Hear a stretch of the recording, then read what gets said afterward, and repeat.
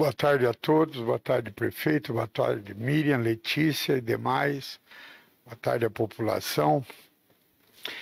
Nós vamos hoje falar um pouco de tudo sobre lockdown, sobre novas expectativas e também uma prestação de contas do que tem sido feito na saúde. Bom, após o início do lockdown, a média de casos confirmados em São José do Rio Preto está tendo uma tendência de queda. Por que eu digo tendência de queda? Porque a gente não tem nada ainda para grandes comemorações. Ocorreu uma queda de 23% de casos confirmados. Isso é um bom resultado. No dia 13 de março, nós tínhamos uma média de móvel de 416 casos.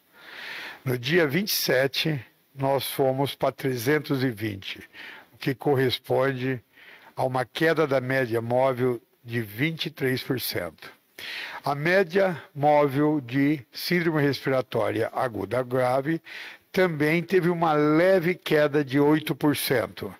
No dia 17, havia em média 51 internações por dia.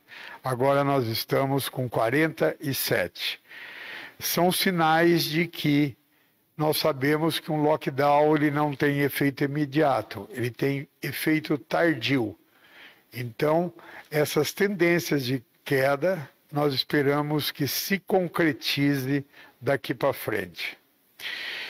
Os casos leves também tiveram tendência de queda, porém, nós ainda não temos dados efetivos para mostrar isso, porque quando a gente fez essa live, nós pegamos os casos como um todos. A taxa de ocupação hoje dos nossos leitos continuam extremamente altas. A ocupação de UTI está em 101%. Os leitos de enfermaria em 91%. Isso quer dizer, pessoal, aquilo que eu sempre digo, demora-se para ver os efeitos intra-hospitalares de qualquer atitude que nós tomemos. Isso é uma demora que vai de 15, 20, um mês, às vezes, depois de uma ação. Hoje nós estamos com 591 pacientes internados de Covid, de São José do Rio Preto, residente nessa cidade, sendo que 253 estão em UTIs e 338 em enfermarias. Então, mais uma vez, eu gostaria de lembrar, ocupação hospitalar está no limite e nós não temos expectativas de, a curto prazo, isso venha a cair de maneira significante. Por quê? Porque essa segunda onda veio com um vírus mais agressivo do que a primeira onda e acometendo pessoas mais jovens, ou seja, são pacientes mais resistentes e muito agressivos.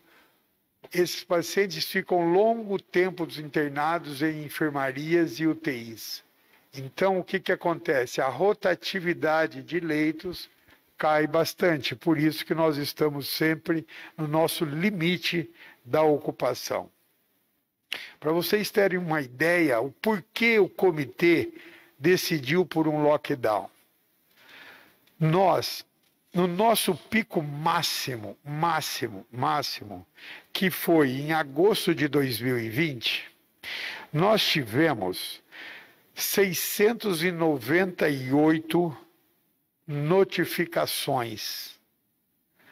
No mês, até o dia 21 de março, nós tivemos 1.242 internações.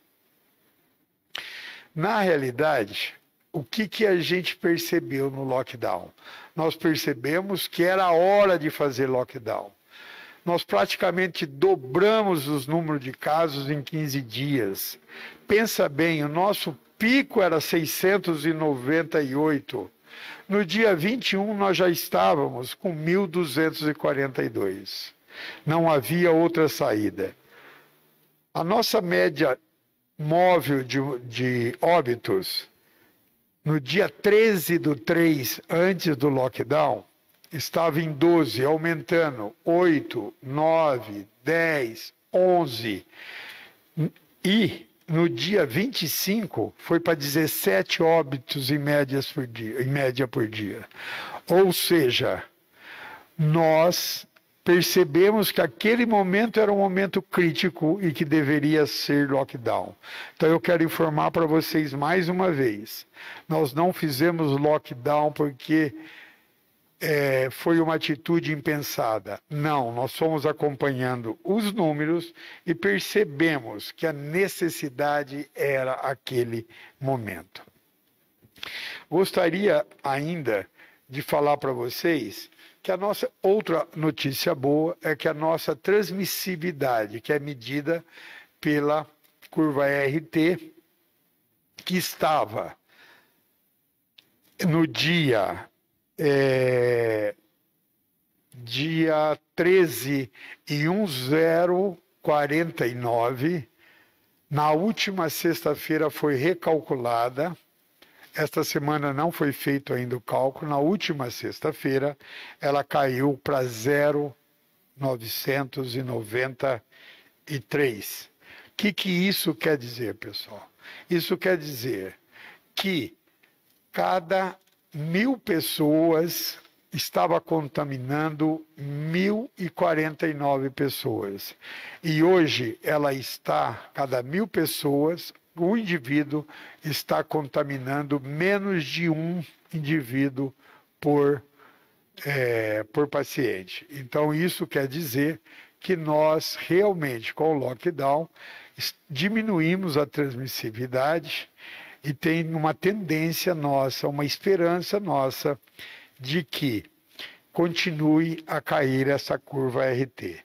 Para vocês terem uma ideia, nesse período que foi calculado, que foi até sexta-feira passada, quando nós estávamos na 1049, nós estávamos esperando mais de 58.000 casos acumulados.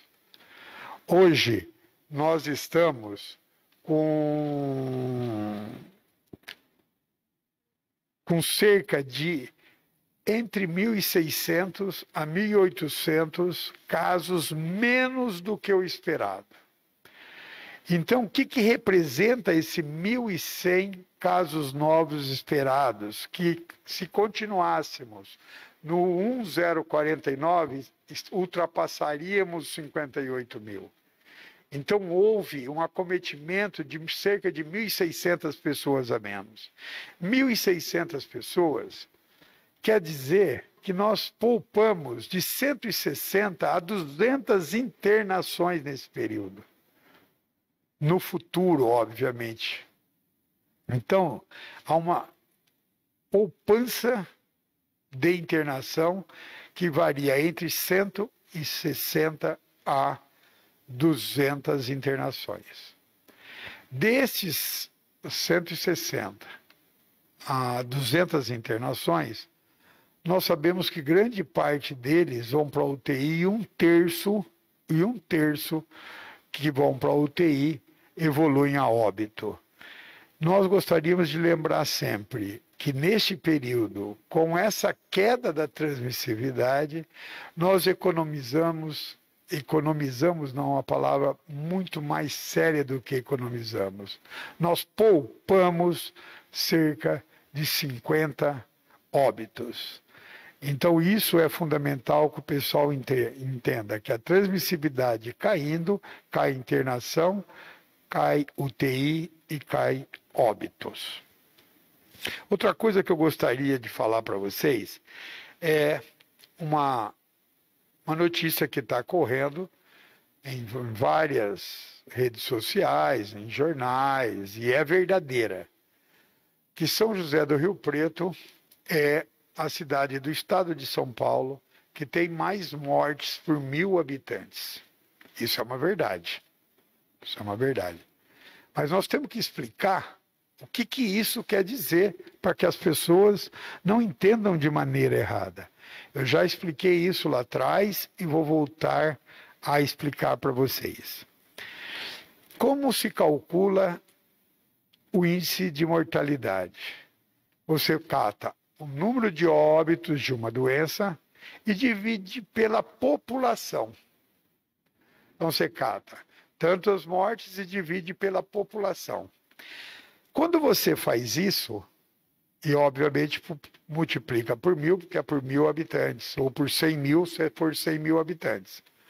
Então, quando você faz isso, você não leva em conta o tanto que você está fazendo de diagnóstico.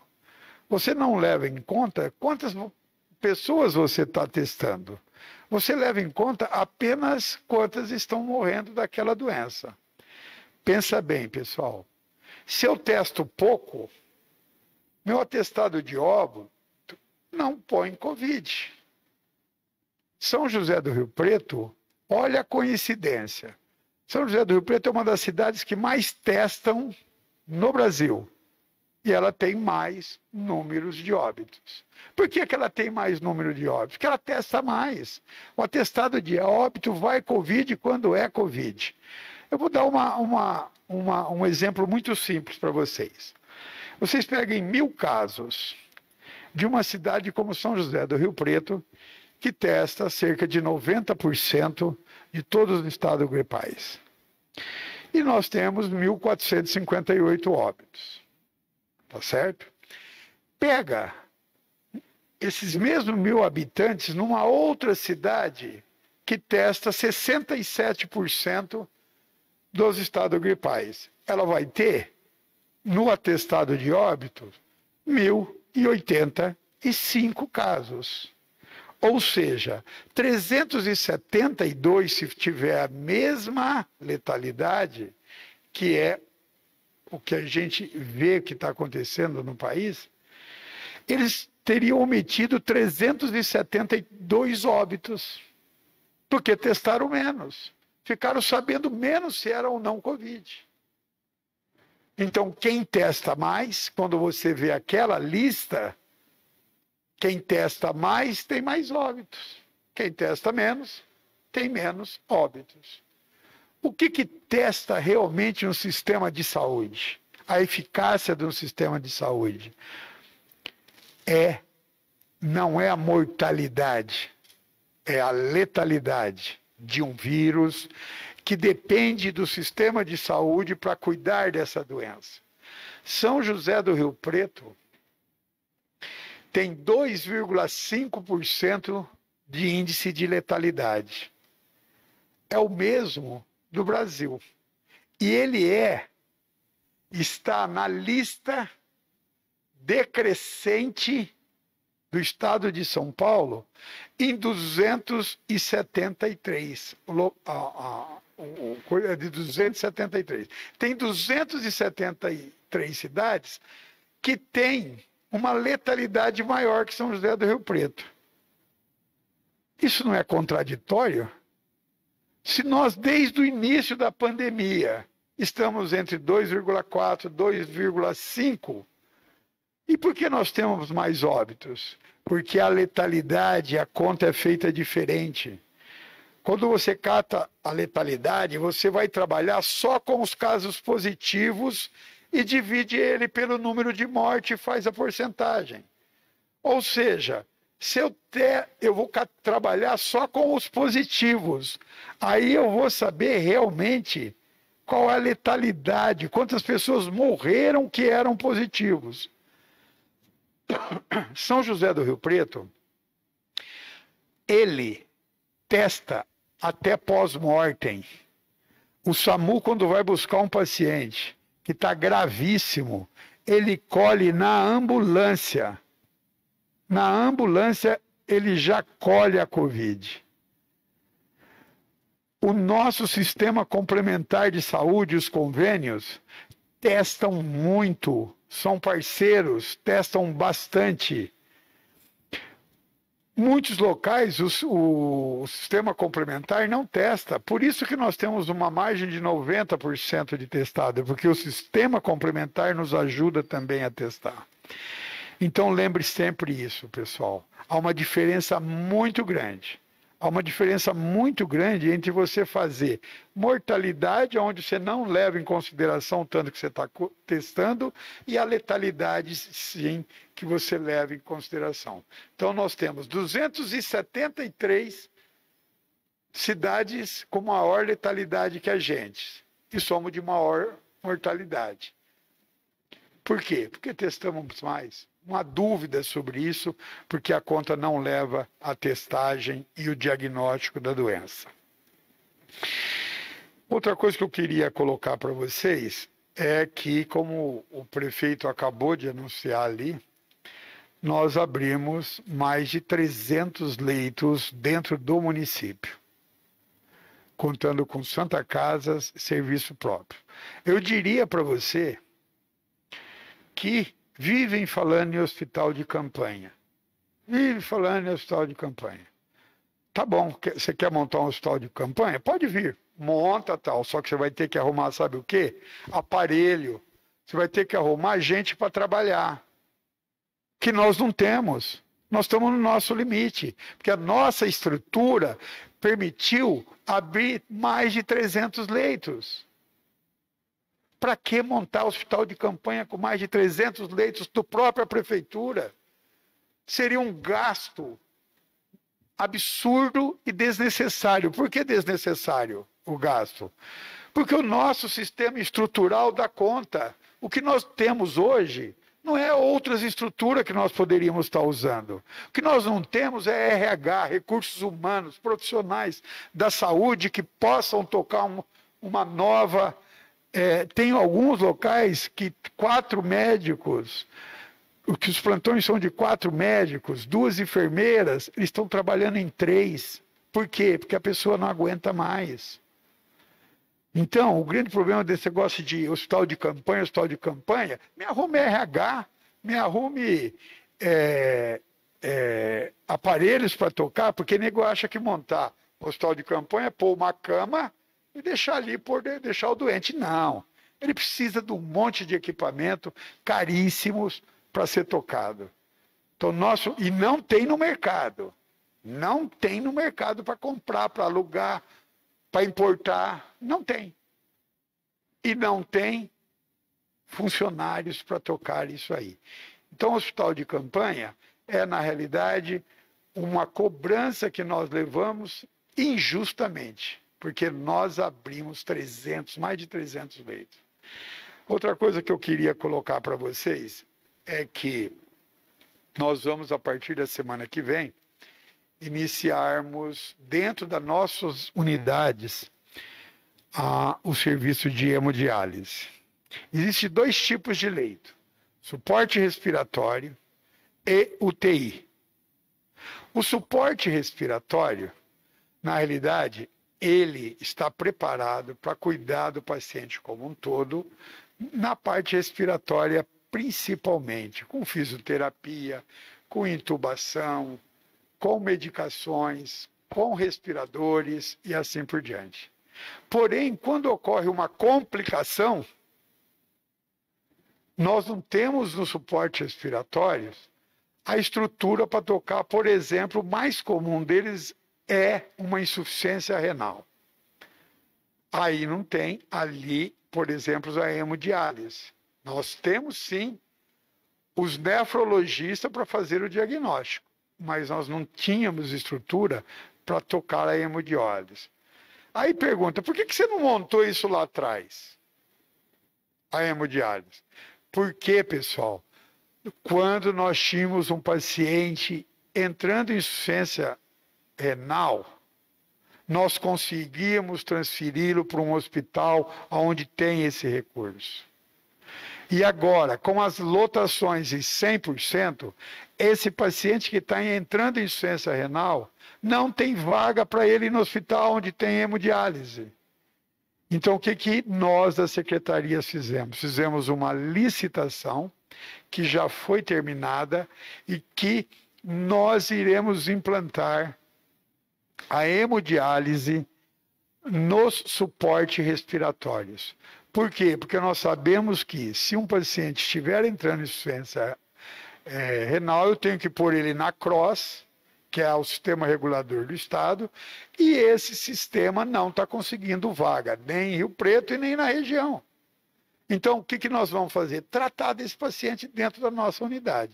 E só foi feito agora por causa da saturação dos leitos que são de toda a região, que estão trabalhando com próximo a 100%.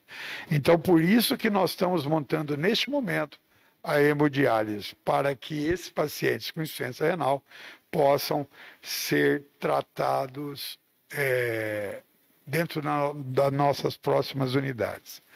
Então, eu acho que eu tentei esclarecer aqui as maiores dúvidas que têm surgido sobre a gente, que são as críticas, que muitas vezes ninguém chega para a gente e pergunta por que não aconteceu isso, por que não aconteceu aquilo. Já começa acusando, começa falando. Está morrendo gente porque não fez hospital de campanha. Está morrendo gente porque... Não, pessoal. É muita gente trabalhando e pensando junto. A situação do vírus está nesse patamar no mundo todo. Eu queria agradecer a todos, mais uma vez, que respeitaram o lockdown, meus sinceros agradecimentos. E que, após o término do nosso lockdown, continue se cuidando. Continue pensando que é um lockdown. Tá bom? Muito obrigado.